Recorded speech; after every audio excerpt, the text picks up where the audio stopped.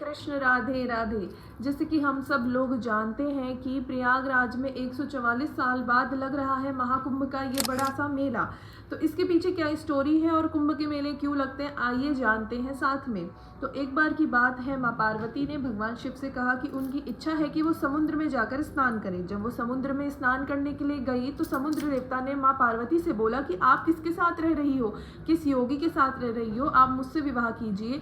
मैं 14 रत्नों का मालिक हूँ, मेरे पास 14 रत्न हैं। ये बात माँ पार्वती को बिल्कुल अच्छी नहीं लगी और उन्होंने इस बात की शिकायत भगवान शिव से जाकर करी। इस बारे में भगवान शिव और विष्णु जी की कुछ बातें हुई और हुआ समुद्र मंथन, जिस मंथन में क्या किया गया कि समुद्र के जो 14 रत्न थे वो निकाल दिए गए और जो उनके सही मालिक थे उन तक पहुंचा दिए गए। तो ऐसे जो समुद्र का जो घमंड था एक तरीके से चूर हुआ। पर इस बीच में क्या हुआ कि समुद्र मंथन के टाइम पर निकला अमृत का घड़ा। उस अमृत के घड़े को लेने के लिए देवताओं और जो असुर हैं दोनों में होने लगी बड़ी लड़ाई।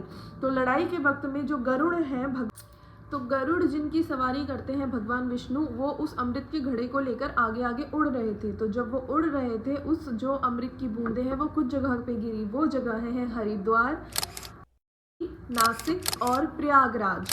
तो ये कुंभ कैसे कैसे लगता है, हर 6 साल में लगता है अर्ध कुंभ और हर 12 साल में लगता है पूर्ण कुंभ और हर 144 साल में लगता है महाकुंभ। जब 12 जो पूर्ण कुंभ हैं वो पूरे होते हैं, तो 12 पूर्ण कुंभ पूरे होने के बाद आता है 144 साल में महाकुंभ मेले का अवसर। और ये जो महाकुंभ है ये लगता है सिर्फ प्रयागराज में। और इसकी महिमा इसलिए भी है क्योंकि इस टाइम पे जो हमारे ग्रह हैं उनकी जो स्थिति होती है वो थोड़ी सी यूनिक होती है, मतलब अलग होती है, जो कि हर 144 साल में ही एक बार होती है। इसलिए प्रयागराज में महाकुंभ के अवसर पर नहाने का इतना बड़ा महत्व है। आप भी प्रयागराज जाइए, अगर आप सक्षम हैं तो प्रयागराज ज़रूर जाइए और महाकुंभ में स्नान कीजिए। और किसी कारणवश अगर आप नहीं पहुंच सके तो अगर कुछ ऐसा हो जाए कि त्रिवेणी का जल आप तक पहुंच जाए तो वो भी महाकुंभ के स्नान बराबर है। और अगर वो भी ना हो सके तो एक इतना बड़ा जो मंत्र है, हम सरस्वती शिशु मंदिर के बच्चे हैं तो हम हमेशा से ये मंत्र ज़रूर गाया करते थे।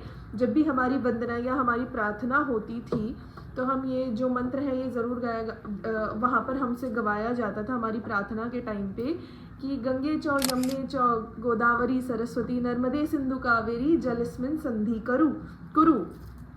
तो इस मंत्र का जाप करके आप नहाते टाइम जो जल है अपने ऊपर डालिए, ये भी आपको महाकुंभ में त्रिवेणी के जल के बराबर स्नान करने का ही फल देगा। राधे श्याम, राधे राधे।